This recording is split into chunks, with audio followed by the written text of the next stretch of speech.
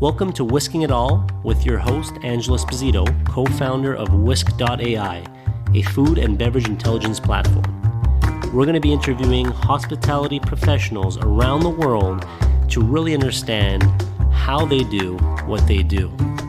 From chefs to owners, mixologists to bar managers, you name it, we want to provide you guys with a ton of value, anything hospitality related. Welcome to another episode of Whisking It All, and I'm here today with Teresa Cesario, who is known as a industry multipotentialite. Teresa, thank you for being here. Thank you for having me, Angelo. That beard is looking awfully lush right now. It's getting there, I'm keeping it intact. I trim it, I oil it, but it's pretty much since the lockdown started, I decided to grow the beard. Before this, I usually was pretty much clean shave. My life is surrounded by men that have more hair than I do, is really what it's come down to. You interviewed my cousin Drew, my husband John, both of them, sweeping long That's hair. True. Yeah, and we're both awesome. And here I am, just your manic pixie dream girl over here. No, it's awesome. Actually, believe it or not, this is actually like too late because you're the first female on the show, which obviously I don't do this on purpose, but but I need more. But yeah, I reach out to people and get them on the show, but it just so happens that you're the first female, which is awesome. Love to get more.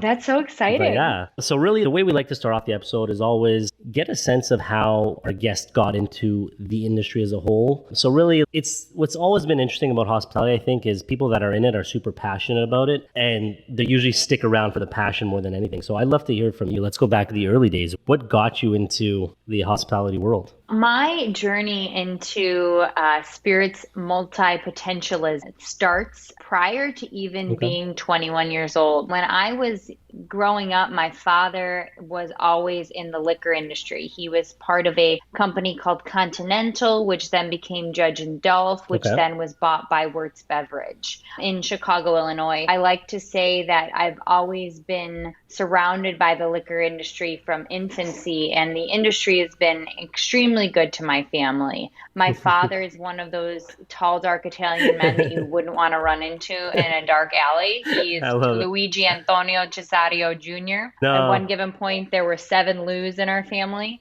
But my dad took the path less traveled. I always respected my father in this industry because he worked his way up back when you could just climb a corporate ladder. He worked in the POS warehouse, driving a forklift, then became a salesman, then became a manager, all the way up to being the VP of what was the largest distributor in Chicago. So just completely enamored by my dad and his presentation skills and his ways of working. He's one of those people that would get up onto a stage when he was doing GSM meetings, and you just couldn't stop listening and watching him because he's just so captivating, and the cadence of his voice. And for me, growing up as a performer, I always looked at my dad and listened to him on calls with his authoritative tonality and his articulation and his comical nature. And I was like, wow, this is so entertaining. And my dad always said to me that the closest thing to being in the entertainment industry without being in it directly was being in the liquor industry. We are surrounded by these casts of characters, and every different bar or outlet that you go into is a new scene to set the stage, to spread the word about whatever brand or brands that you're representing. That has always been the initial call came from my father. But I used to be a radio DJ for Fox Networks. Oh, wow. Yeah, so I had a TV show on Fox in Chicago with legendary shock jock man Muller. I was his co-star Trixie because they said I looked like the girl from Speed Racer, and I did radio. And from radio, there was always corporate sponsorships, and so I got to see the world of liquor as its cadence was with corporate sponsorships. Okay. But my first, voyage directly into the liquor industry happened after college. Okay. So I graduated from Columbia with a BFA with a focus on public relations and jazz music. So obviously it makes perfect sense I'm in the liquor industry because you think of jazz music and you think of alcohol, right? I walked in and I was interviewing with Southern Wine and Spirits for what was a portfolio manager role with Bacardi. And as a true performer, you fake it till you make it, right? Like you walk in with the confidence of 1,000 horses ready to stampede and Right. you sell yourself. I always have thought that the interview process was so entertaining because where else do you get to go into a room and talk about how awesome you are? And they actually want to hear it. Right. That's amazing. It's So true though. yeah, it is so true. So I interviewed with Southern representing Bacardi. So I worked for Southern Wine and Spirits for my first 2 years, and then Bacardi USA. There was two Okay. women, two extremely strong, wonderful women who are still mentors of mine in this industry. One is Kathleen Smith, who's been with Bacardi for over 25 years, and Rachel Irvin, who is a maven in the hospitality industry, just a force to be reckoned with. These Wow. two extremely strong women handpicked me as the individual to come on board as a market manager for Illinois at the age of 23.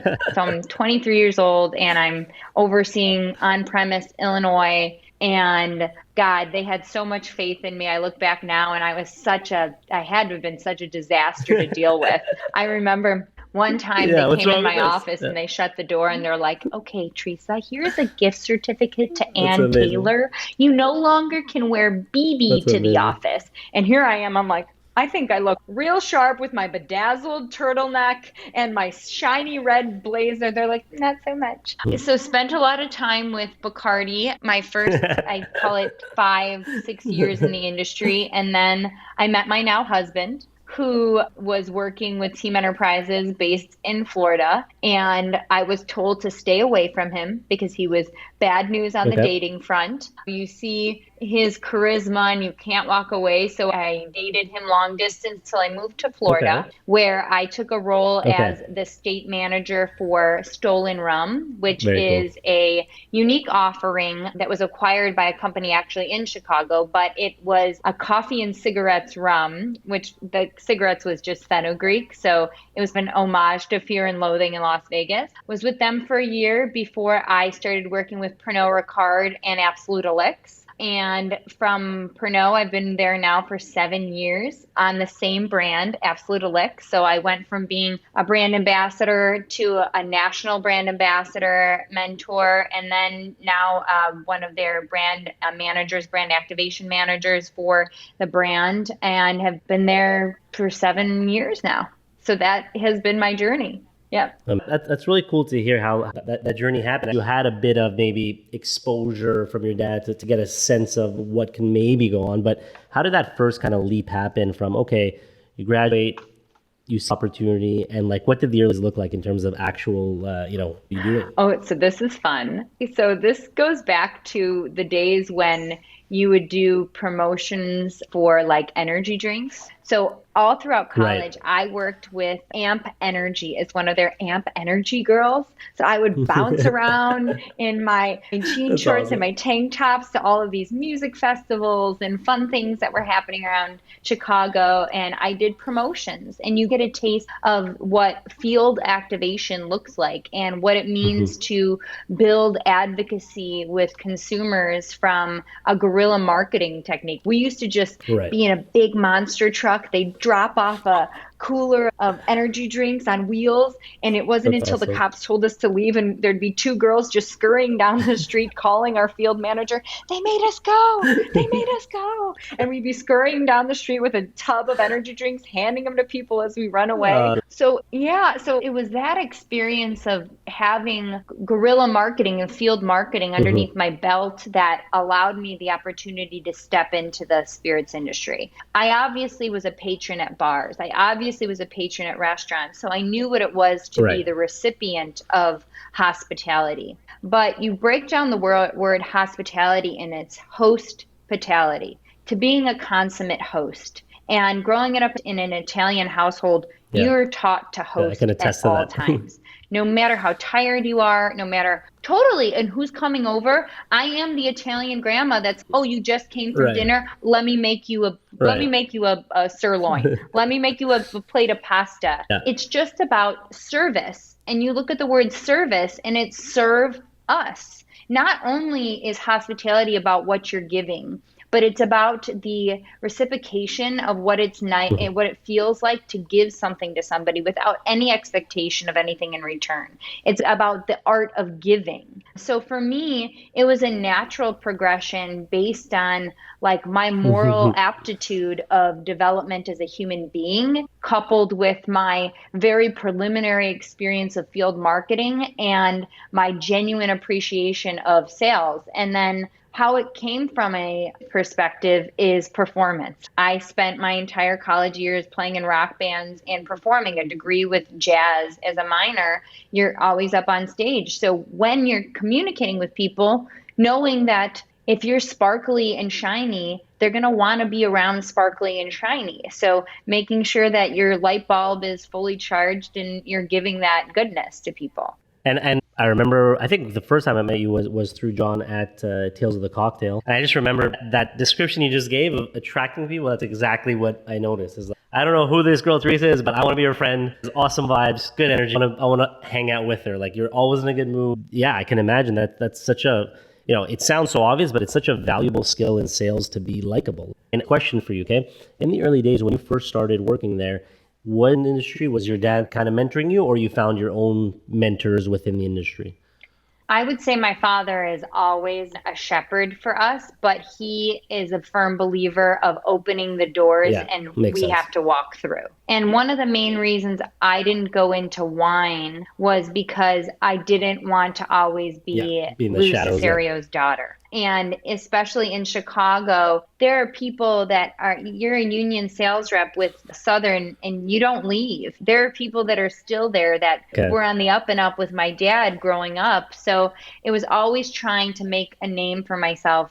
My mentors have always been very strong women, from the early days with Dana Hauser, who's still at Southern, to Rachel Irvin and Kathleen from Bacardi, to now currently I had three amazing mentors at Pernod, one being the most creative woman I've ever met in my life, Miranda Dixon, Stefan Ogini, and Jonas Thalin. And Stefan has now gone on to create his own tequila, and Jonas is now the VP at Moet Hennessy. So you find these people that shepherd you, and then as their careers progress and they continue to shape you in their likeness and the positivity of their likeness, you tend to follow them, right? So it just opens up more doors for you. So I think one of my biggest recommendations to people early on in their career would be find mentors as you evolve. And it's okay to change them, but make sure you stay in contact, even if it's just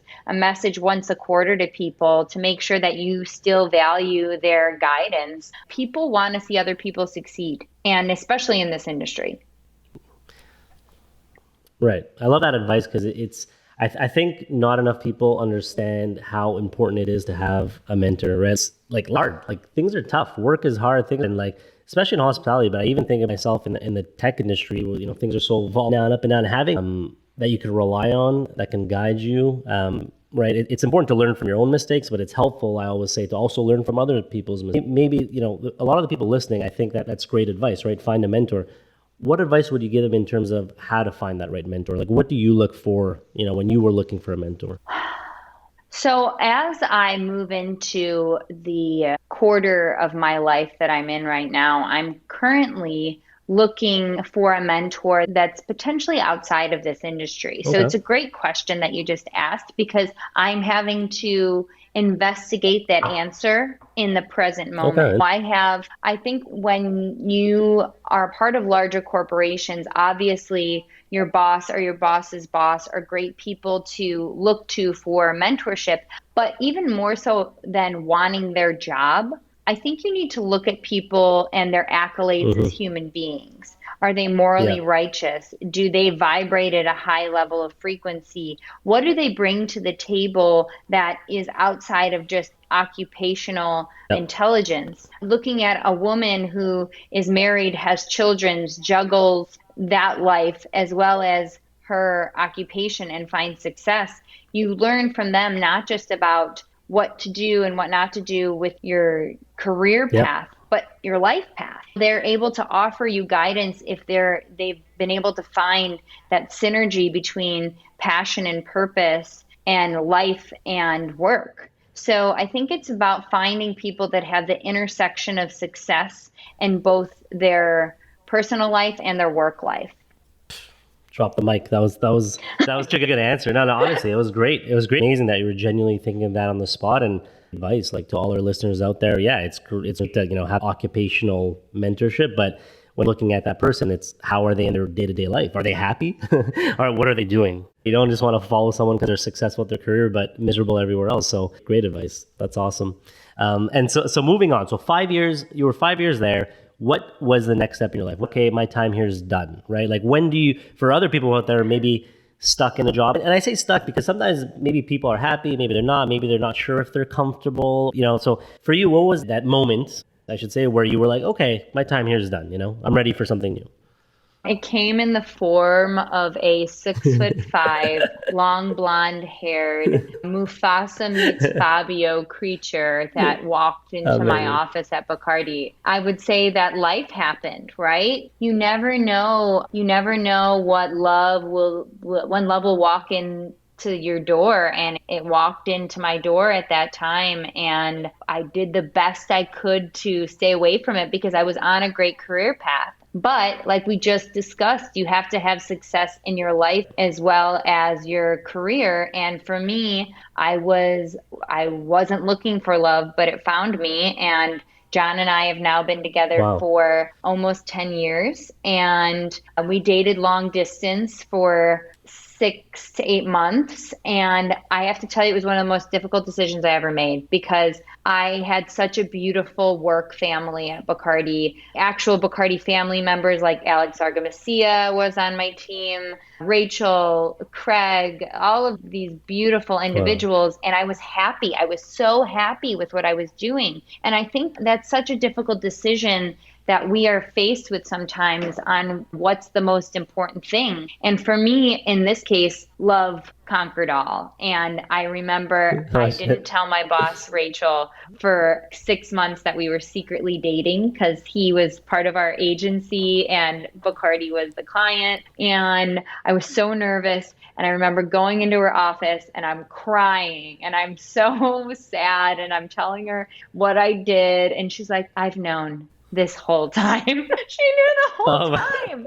And she's like, I'm one of your best friends. You don't think I know this? And I'm like, I'm so sorry. And she's like, I get it. So that was tough because I ended up taking a job that I wasn't sure of. I wasn't sure I could do the job I took, to be honest. So I became the sales manager for Florida for this rum company called Stolen Rum, which was an innovation brand, and it was very small. I went from working with a large portfolio like Bacardi, where you walk in the door, everybody knows who you are, to a brand that was like a super aggressive hand sell. And it had the word cigarettes on the label. They've since taken it off. But I am like a beacon of health and wellness. And here I am trying to convince people to put a rum on their back bar that says cigarettes on it. I was like, okay, let's talk. It was Madonna Mia. But I took the job, was really excited about it, grew the brand substantially in Florida, had a really fun time doing it because they were kind of up for anything. They were a real risk taker as far as branding goes, and they definitely didn't have the same legal counsel as Bacardi did, but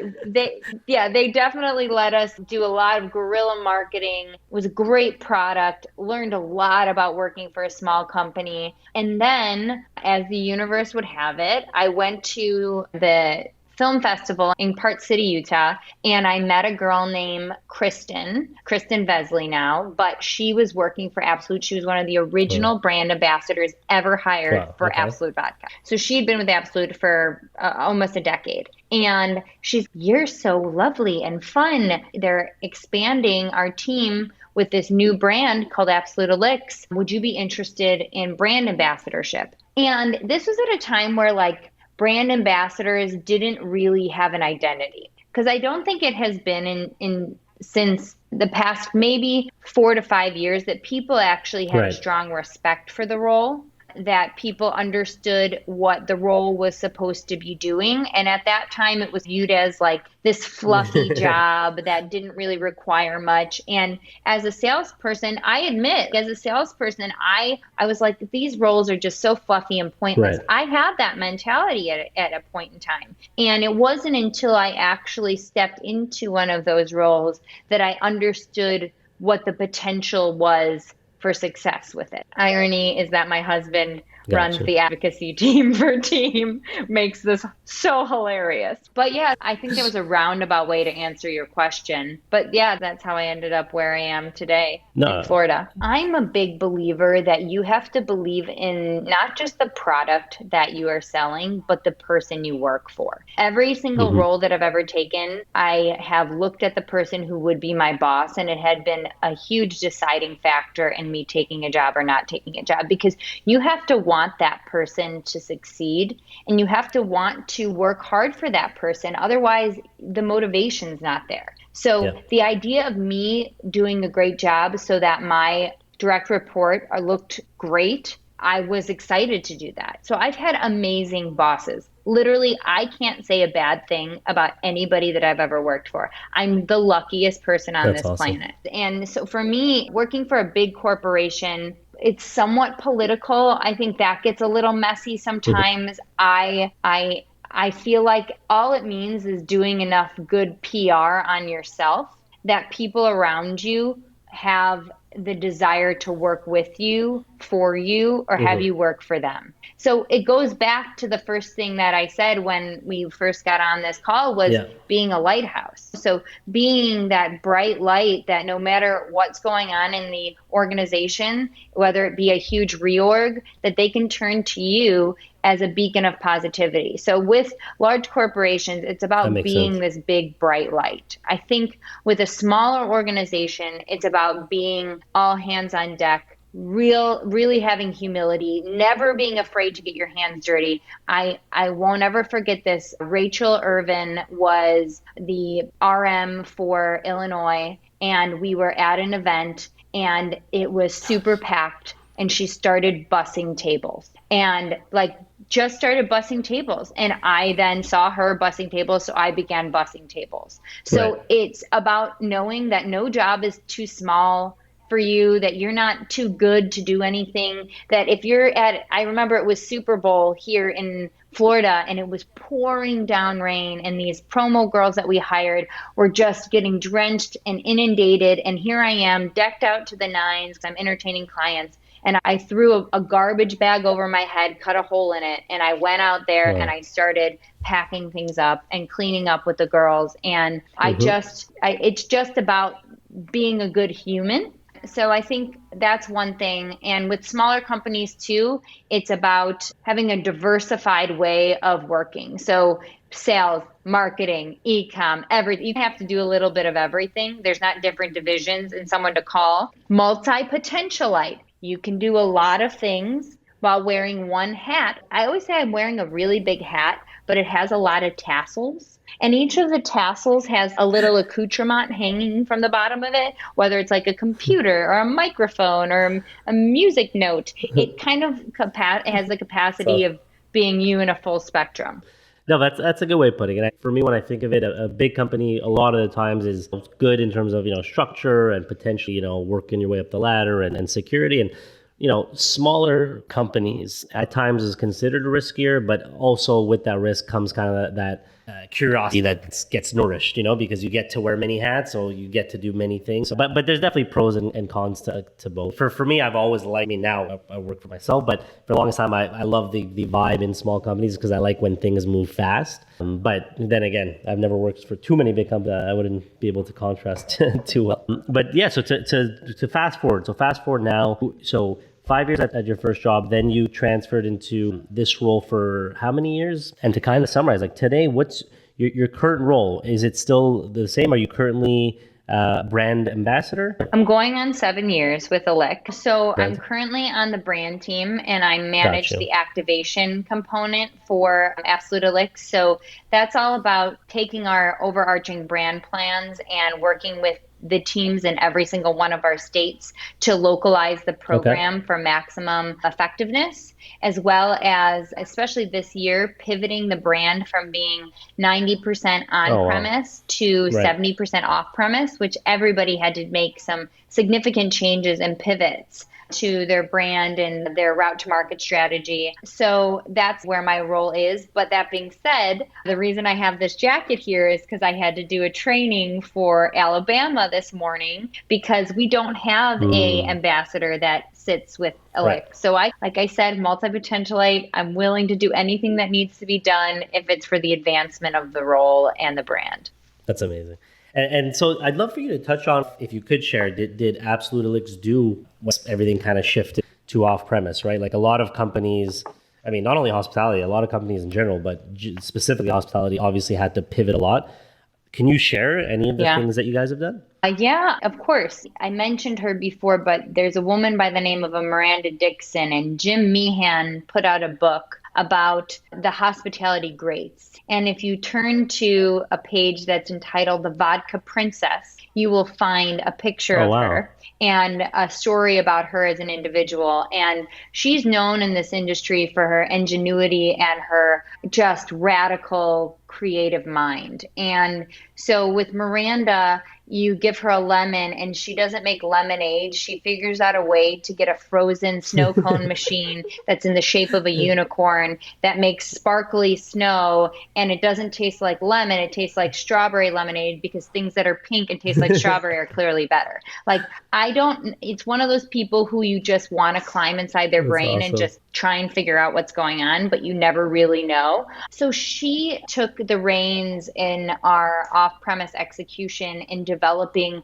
for the first time Absolute Elix VAPs. So for those of you listening that don't know what a VAP, it's like a value-added product that is seated alongside of a bottle of alcohol in the off-premise. So when you go to a grocery store and you see a bottle with two pretty cups or like a shaker, that's a VAP. But in true Miranda fashion, we weren't going to offer basic cups. We created this amazing Elix disco VAP that had disco cups that were shaped like disco balls alongside the Absolute Elix bottle, as well as a recipe booklet. But in addition to that, what I did is I worked with our team here to create what was the Absolute Elix virtual disco experience. So in 5 key markets across the country, we worked with local DJs to create a Spotify playlist of disco music, which is obviously on the insurgents right now. Everybody's listening to disco.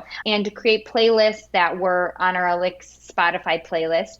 But in the off-premise, we also had a QR code that would traffic you to live virtual events that you could tune into across the country and listen to these top disco DJs from Boston, New York, LA, Nevada, and Florida, and tune in so that you were having this celebratory moment of music and cocktails in your comfort of your own home, but with all these other people. And in the same time, raising money for hospitality relief funds in each of these cities. So making sure while we're operating in the off-premise, we're still taking care of the on-premise individuals that are so vital and so important to the community. That's really cool. As a side note, I definitely want you to send me those playlists. I love disco, so I want to add those playlists to my Spotify list. Which would be great. And I'll also include it when we release this episode. I'll include the links. I think people would love that. It's cool to see how people have adapted. I mean, I know it's tough, and it's just something as simple as a QR code, right? Like, I don't know if you remember when QR codes kind of first came out, but then they kind of died. But then because of the way things worked out, and with menus at restaurants, it's kind of the second wave. Like, it's crazy. It's unbelievable. I remember like QR codes. Who uses those? I'm from the analog to the digital generation. I was born in the late 80s, so I feel like I'm on the tail end of those that remember life without cell phones. And like then in my teens and early 20s, the adaptability of this digital lifestyle, and QR codes came out in a frenzy and then became immediately obsolete just to become the most widely used menu for this past year. It's crazy. It's crazy. Yeah.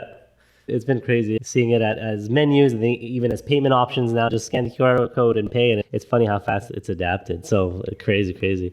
And so one of the ways we typically love to wrap up the episode is with something called Last Day on Earth. So really the idea is just, if it was your last day, what would be your go-to beverage of choice, and what would be your go-to meal of choice? So I'd love to hear.